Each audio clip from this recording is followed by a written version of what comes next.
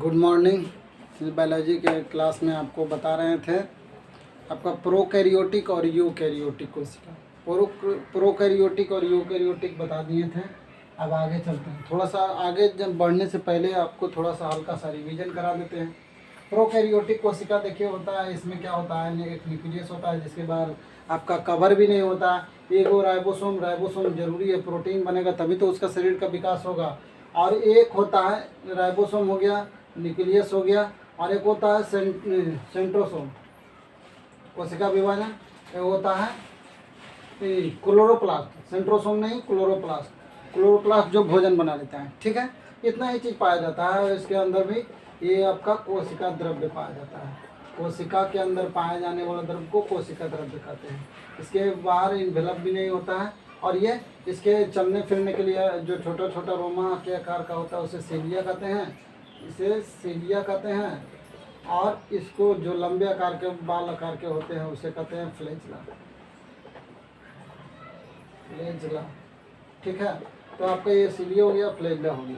लेकिन मानव कोशिका में क्या होता है कि इसमें सभी अंग पाया जाता है। न्यूक्लियस पाया जाता है, माइटोकॉन्ड्रिया पाया जाता है, वैक्यूल्स पाया जाता है, लाइसोसोम पाया जाता है, राइबोसोम पाया जाता है, एंडोप्लाज्मिक रेटिकुलम होता है, फिर आपका गोजी बॉडी होता है, सेंट्रोसोम होता है।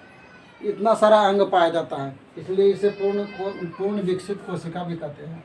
अब आपस में अंग टकरा कर खत्म हो जाए, नष्ट ना हो जाए, इसके लिए इसके खाली स्थानों पे कोशिका द्रव्य पाया जाता है, ताकि ये एक दूसरे में टकराए नहीं और ये नष्ट ना हो। ठीक है, उसी प्रकार केंद्र जो न्यूक्लियस होगा, इसके अंदर भी आपका क्रोमोसोम बताए थे कि क्रोमोसोम पाया जाता है। तो इसके अंदर भी आपका क्रोमोसोम आपस में ना टकराए, इसके लिए यही तो दिमाग है, यही तो पूरा कोशिका को कंट्रोल करता है। और अंदर टकरा के गड़बड़ा जाएगा तो फिर दिक्कत है।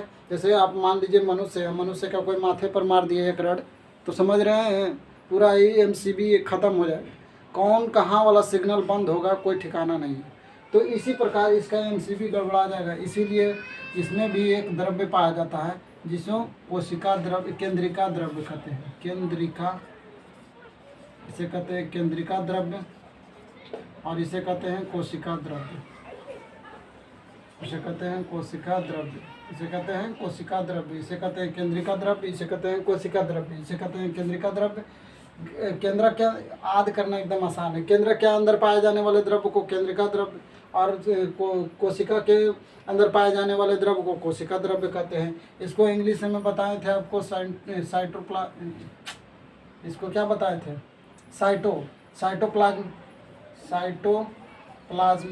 साइटो कोशिका, साइटो से होता है कोशिका, साइटोलॉजी कोशिका का अध्ययन। उसी पर हो गया आपका कोशिका से कोशिका द्रव्य से हो गया साइटोप्लाज्म, और केंद्रिका द्रव्य से हो गया ल्यूकोप्लाज्म। तो इंग्लिश में भी और हिंदी में भी समझ सकते हैं। तो न्यूक्लियस में पाया जाने वाला न्यूकोप्लाज्म, और कोशिका के अंदर पाए जाने वाला साइटोप्लाज्म। केंद्र के अंदर पाए जाने वाला केंद्रिका द्रव्य, और इसके कोशिका के अंदर पाए जाने वाले को कोशिका द्रव्य कहते हैं। और इन दोनों को मिलाकर ही जीव द्रव्य कहा था। जीव द्रव्य और जीव द्रव्य जीवन का भौतिक आधार एक्सरे के अनुसार ये भी बताए थे। तो इसमें 1% के कमी होने से प्यास भी लगता है, 3% डायरिया होता है, और 10% में आदमी की मृत्यु हो जाता है। यहाँ तक बताए थे ये सब आपका हो गया, समझ में आया। तो इसके आपका इसमें आता है एक लाइसोसोम छूट गया था। लाइसोसोम का खोज डी ड्यूवे ने किया था। लाइसोसोम का खोज डी ड्यूवे ने किया था। किसने किया था? डी ड्यूवे ने किया था। किसने किया था? डी ड्यूवे ने किया था। ठीक है, लाइसोसोम इसमें ज़्यादा इंपॉर्टेंट नहीं है। लाइसोसोम में बताए थे कि कोशिका का अंग जो अंग काम नहीं करता है उस पर आप अपघटक एंजाइम छिड़क कर उसको नष्ट कर देता है। ठीक है, उसके बाद आपका लाइसोसोम का खोज डी ड्यूवे ने किया था। ये आपका बहुत पूछता है कि लाइसोसोम का खोज किसने किया था? डी ड्यूवे ने किया। किसने किया? डी ड्यूवे ने किया। यहाँ तक समझने में दिक्कत है। अब चलिए डीएनए आरएनए बता रहे थे आपको। डीएनए आरएनए में आपको समझाए थे कि डीएनए केंद्रक के अंदर पाया जाता है। उसके अंदर जो पाया जाता है उसको गुणसूत्र कहते हैं। क्या कहते हैं? गुणसूत्र कहते हैं, जो आपका एक्स नुमानुसार होता है, ऐसा होता है। ठीक है, तो इसका खोज आपका बाल्डेयर ने किया था। इसके अंदर पाए जाने वाले को स्प्रिंग नुमा पाया जाता है, जिसे कहते हैं डीएनए। और डीएनए का खोज सबसे पहले कार्लसबर्ग ने देखा और उसकी रचना वाटसन एवं क्रिक ने किया। इसके अंदर पाए जाने वाले न्यूक्लियोटाइड्स, इसके अंदर पाए जाने वाले न्यूक्लियोटाइड्स को जीन कहते हैं। और जीन का खोज जोहानसन ने किया था। जीन का खोज किसने किया था? जोहानसन ने किया था। जीन का खोज किसने किया? जोहानसन ने किया। ठीक है, यहाँ तक समझाए थे। अब आगे बढ़ते हैं डीएनए में।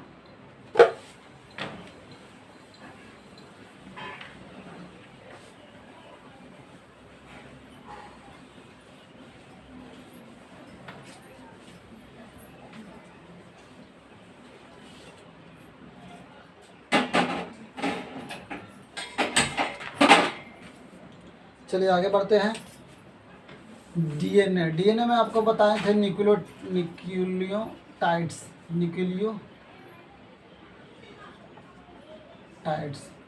न्यूक्लियोटाइड्स दो प्रकार के होते हैं। कितने प्रकार के होते हैं? दो प्रकार के होते हैं। एक होता है फास्फोरस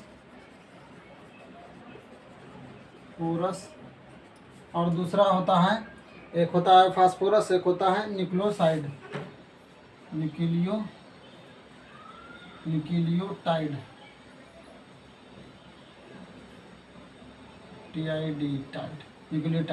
न्यूक्लियोटाइड से इसको पॉलीन्यूक्लियोटाइड भी बोलते हैं। इसको क्या बोलते हैं? पॉलीन्यूक्लियोटाइड। पॉलीन्यूक्लियोटाइड में कितने प्रकार के अंग होते हैं? दो प्रकार के होता है।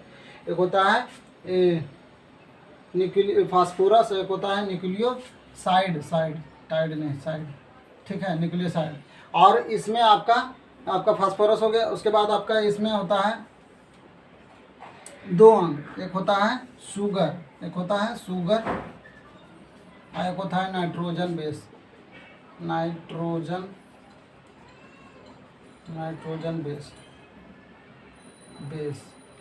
ठीक है, नाइट्रोजन बेस। ठीक है, आप डीएनए और आरएनए पढ़े होंगे। आरएनए और डीएनए और आरएनए दोनों क्या होता है? अम्ल होता है। आप पढ़े राइबोन्यूक्लिक एसिड। आपका डी राइबोन्यूक्लिक एसिड होता है। तो आपका इसमें देखिए आगे जो है राइबोज, ये आपका शुगर हो गया। डी राइबोज ये भी शुगर हो गया। और ये आपका अम्ल हो गया। ये क्या हो गया? अम्ल हो गया। ठीक है, तो आपसे पूछेगा कि न्यूक्लियोटाइड्स में वो कौन सा अंग है जो आपका अम्ल होता है? तो न्यूक्लिक एसिड। और आपका शुगर क्या होता है? तो राइबोज। यहाँ क्या होता है? राइबोज। आप पढ़े होंगे राइबोज, सुक्रोज, फ्रुक्टोज, ये सब क्या होता है? शुगर होता है। राइबोज हो गया। Deoxy ribose.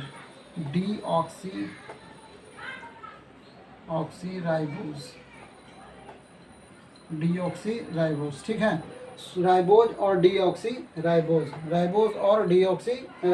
आरएनए और डीएनए। ठीक है, आपका पहले क्या होता है? पॉलीन्यूक्लियोटाइड को दो भाग में तोड़ते हैं। एक होता है न्यूक्लियोसाइड, एक होता है फास्फोरस। क्या होता है? फास्फोरस। फिर आपको न्यूक्लियोसाइड को दो भाग में तोड़ते हैं। तो एक होता है नाइट्रोजन बेस, एक होता है शुगर।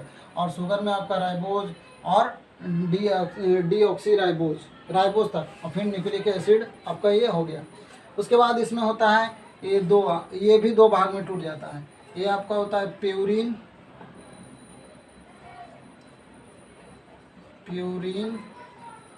एक होता है पायरिडेमीन।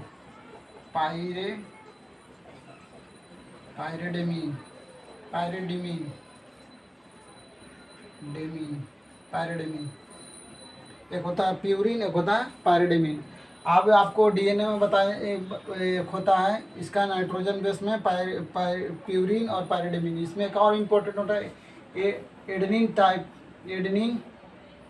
Thiamine, guanine, cytosine. ठीक है, एडेनिन, थायमिन, गुआनिन,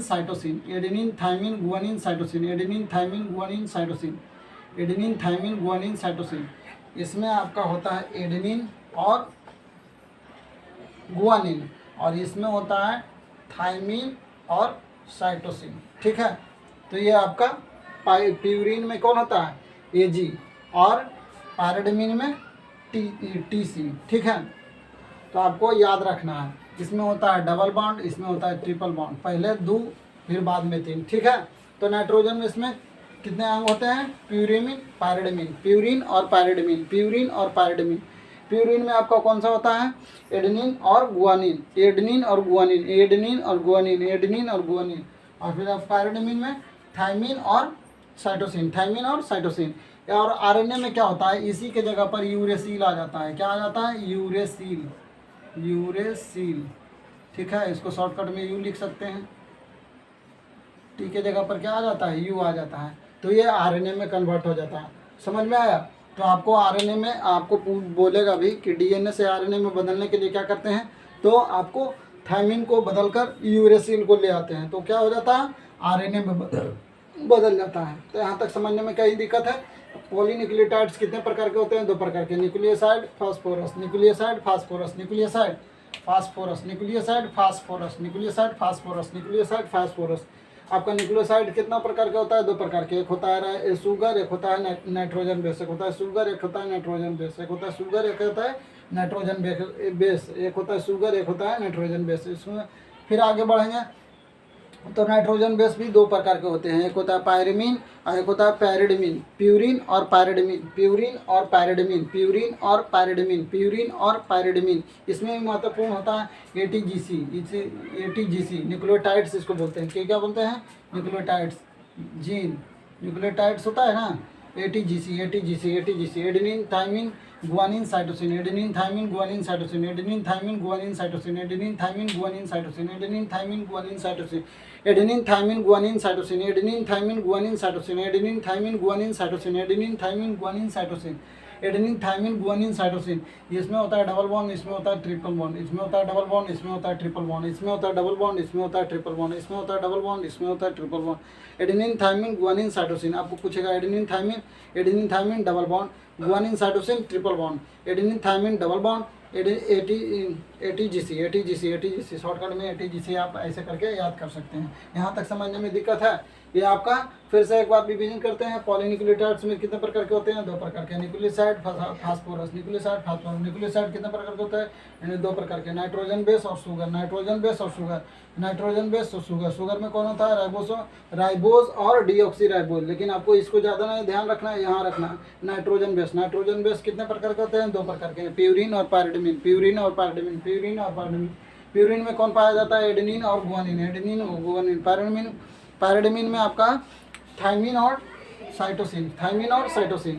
आरएनए में बताएगा कि आपका क्या पाया जाता है। पूछा हुआ प्रश्न है कि डीएनए के कौन से अंग को हम हटा देंगे, उसके स्थान पर क्या रखेंगे कि वह आरएनए में कन्वर्ट हो जाएगा।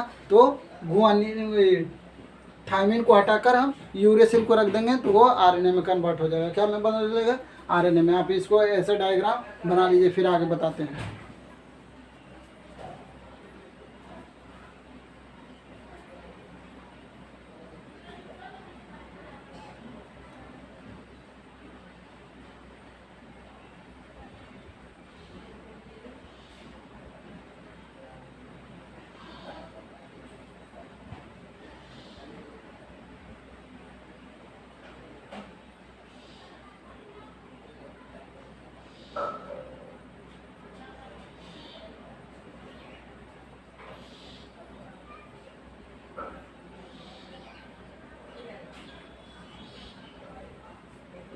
यहाँ तक समझने में दिक्कत है? ये आपको बढ़िया से समझना चाहिए, याद हो जाना चाहिए, ठीक है। घर पर देखिए, रिवीजन करके सोचिएगा कि हम घर पर रिवीजन करेंगे, दोबारा से देखेंगे, फिर याद करेंगे तब ज़्यादा होगा। नहीं, ऐसा नहीं। ऐसा करना है कि एक बार में ही हमको अपूर्ण, ज़्यादा आप समय अब कंपटीशन में देने लायक नहीं हो, क्योंकि कंपटीशन अब बहुत हार्ड हो चुका है। तो आप हल्का सा लापरवाही कीजिएगा तो इसका परिणाम बुरा हो जाएगा, ठीक है। इसके लिए आपको ध्यान से पूर्वक एक ही बार में पढ़कर ऐसा दिमाग में सेट कर लेना है कि हमको रिवीजन करने की ज़्यादा आवश्यकता नहीं पड़े। रिवीजन तो करना ही है, रिवीजन तो करना ही पड़ेगा, क्योंकि कोई भी चीज़ बिना रिवीजन का याद नहीं होगा। लेकिन हम ऐसा कोशिश करें कि हमको एक ही बार में याद हो जाए, एक ही बार में एकदम माइंड में सेट हो जाए। हल्का सा भी देखे तो फिर काम चल जाए, ठीक है। तो ऐसा कोशिश करें, ठीक है।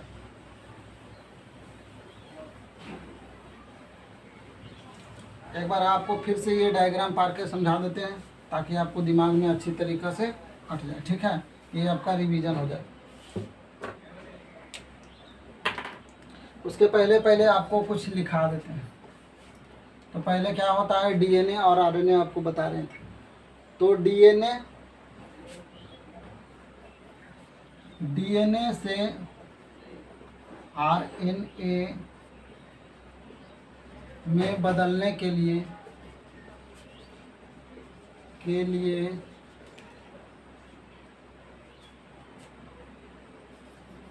किसको स्थानांतरित किया जाता है, स्थानांतरित किया जाता है। किसको स्थानांतरित किया जाता है? थायमीन के जगह पर यूरेसिल लाने पर, थायमीन के स्थान पर, थायमीन के स्थान पर यूरेसिल लाने पर, यूरेसिल लाने पर, यूरेसिल ले आएंगे तो क्या बदल जाएगा? आरएनए में बदल जाएगा। क्या में बदल जाएगा? आरएनए में बदल जाएगा। क्या में बदल जाएगा? आरएनए में बदल जाएगा। क्या में बदल जाएगा? आरएनए में बदल जाएगा। डीएनए से आरएनए में बदलने के लिए किसको स्थानांतरित किया जाता है? तो थायमीन के स्थान पर यूरेसिल लाया जाता है। थायमीन के स्थान पर क्या लिया जाता है? यूरेसिल लाया जाता है। क्या लाया जाता है? यूरेसिल लाया जाता है। अब आगे बढ़ें, आगे बढ़े बाबू, आगे बढ़े, यहाँ तक समझने में दिक्कत? ठीक है। पॉलीन्यूक्लियोसाइड कितने प्रकार के होते हैं? 2 प्रकार के।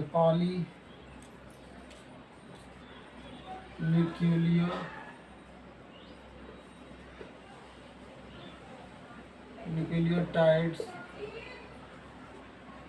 2 प्रकार के होते हैं। 2 प्रकार के होते हैं। पहला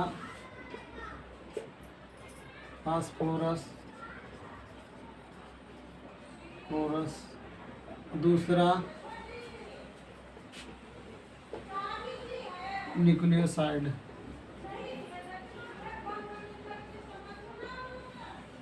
न्यूक्लियोसाइड्स, ठीक है। फिर आपका न्यूक्लियोसाइड्स कितने प्रकार के होते हैं? तो 2 प्रकार के। न्यूक्लियोसाइड्स 2 प्रकार के होते हैं। 2 प्रकार के होते हैं। न्यूक्लियोसाइड्स 2 प्रकार के होते हैं। पहला आपको बताए थे शुगर, और दूसरा नाइट्रोजन बेस।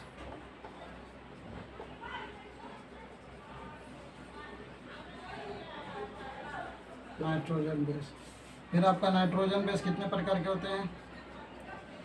नाइट्रोजन बेस 2 प्रकार के होते हैं।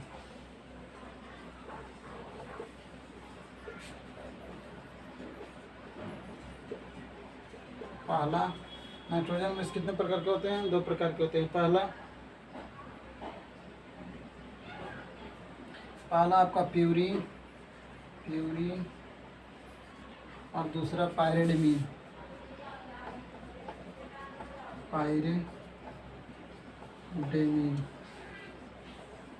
ठीक है। फिर आपका प्यूरीन में कौन पाया जाता है? प्यूरीन में क्या पाया जाता है? क्या पाया जाता है? पाया जाता, तो क्या पाया जाता है? एडेनिन और गुआनिन। एडेनिन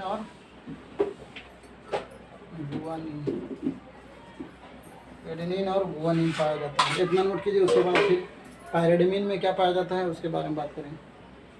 इतना नोट कीजिए।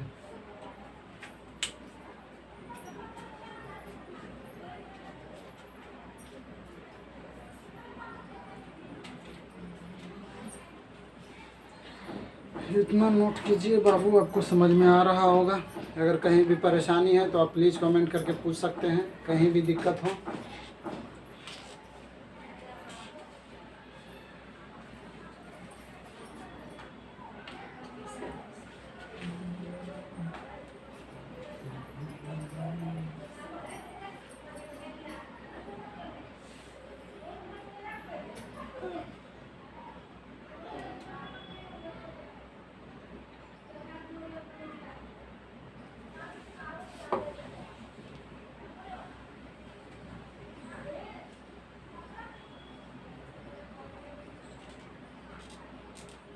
चलिए यहाँ तक नोट हो गया होगा, आगे बढ़ें।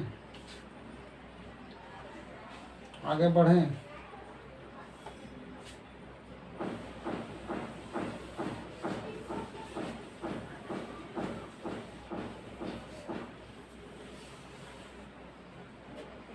हाँ, आपको बता रहे थे प्यूरिन में क्या पाया जाता है। उसके बाद फिर आ गया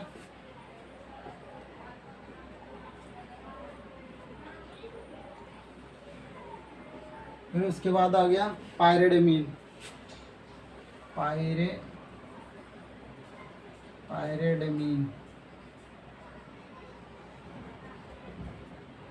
पायरिडीन में क्या क्या पाया जाता है, क्या क्या पाया जाता है। तो पायरिडीन में क्या पाया जाता है आपका, थायमीन और साइटोसिन। थायमीन और साइटोसिन, ठीक है। यहाँ तक हो गया। उसके बाद आपका हो गया आपका एडेनिन और थायमीन में कैसा बॉन्ड होता है। एडेनिन और थायमीन में, एडेनिन और थायमीन में कैसा बॉन्ड होता है, कैसा बंधन होता है। बंधन कैसा बॉन्ड होता है या बंधन होता है, कैसा होता है, डबल बॉन्ड। फिर आपसे पूछेगा नीचे वाला में क्या होता है, गुआनिन साइटोसिन। गुआनिन और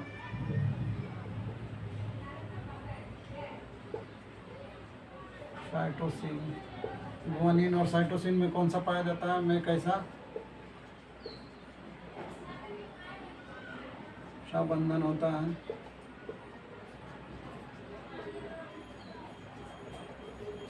ट्रिपल बॉन्ड।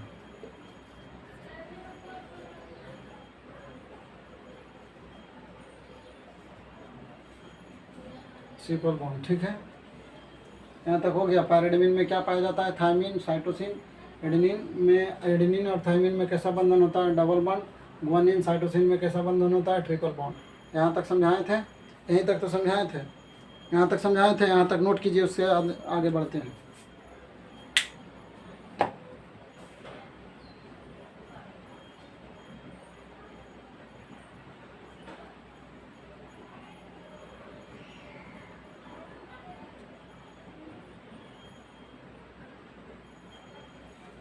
यहाँ पे आपके चमक रहा होगा, यहाँ में है, में यहाँ थोड़ा नीचे लिख देते हैं। पायरिडीन में क्या क्या पाया जाता है,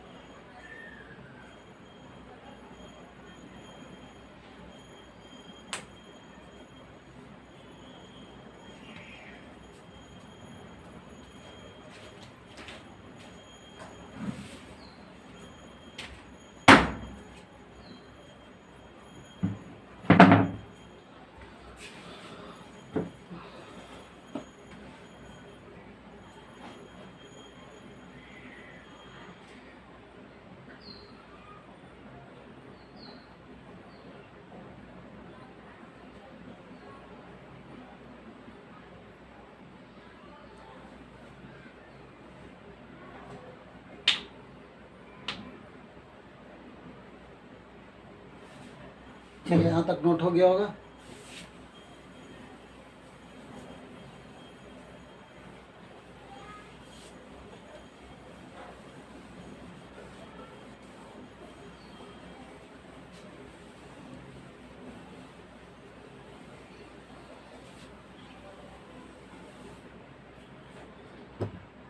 एक बार फिर से डायग्राम पार कर आपको रिवीजन सिर्फ कराते हैं, ठीक है। तो डीएनए में क्या पाया जाता है, जैसे आपको डीएनए ऐसा पा रहे थे ना, इसमें पाया जाता है न्यूक्लियोटाइड्स, पॉलीन्यूक्लियोटाइड्स। पॉली मतलब होता है एक से अधिक को क्या कहते हैं, पॉली।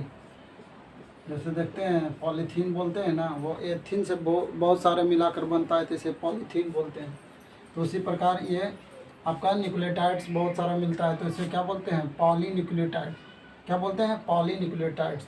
इसका खोज आपका जीन जोहानसन ने किया था, बताए थे।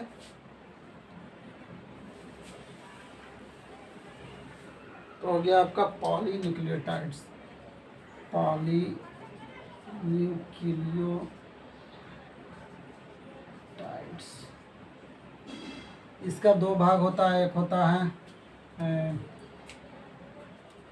इसका होता है दो भाग, एक होता है इधर न्यूक्लियोसाइड, न्यूक्लियोसाइड्स,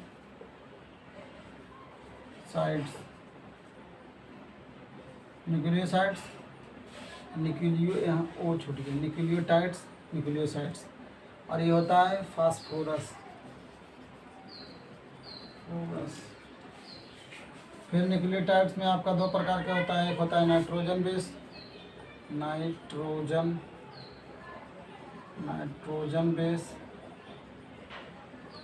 और इसमें आपका होता है शुगर। इसमें आपका राइबोज और डीऑक्सी राइबोज पाया जाता है। इसमें भी आपका दो प्रकार का होता है, एक होता है प्यूरिन और पायरिडीन,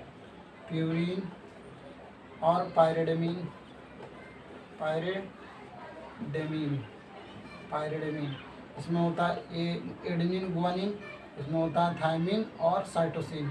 इन दोनों में होता है डबल बॉन्ड, इसमें होता है ट्रिपल बॉन्ड। ठीक है, यहाँ पर आपको याद नहीं रखना है, इसको साइड में लिख लेना है। Adenine thymine guanine cytosine, adenine thymine guanine cytosine, adenine thymine guanine cytosine, adenine thymine guanine cytosine, adenine thymine guanine cytosine. Adenine thymine में डबल बॉन्ड होता है, गुआनिन साइटोसिन में ट्रिपल बॉन्ड होता है। ये आपको पढ़ाए थे, अभी तुरंत पढ़ाए, इसको रिवीजन करा रहे हैं। ठीक है, पॉलीन्यूक्लियोटाइड्स कितने प्रकार के होते हैं? दो प्रकार के, फास्फोरस और न्यूक्लियोसाइड्स। न्यूक्लियोसाइड्स कितने प्रकार के होते हैं? दो प्रकार के, शुगर और नाइट्रोजन बेस। नाइट्रोजन बेस दो प्रकार के होते हैं, प्यूरिन और पायरिडीन।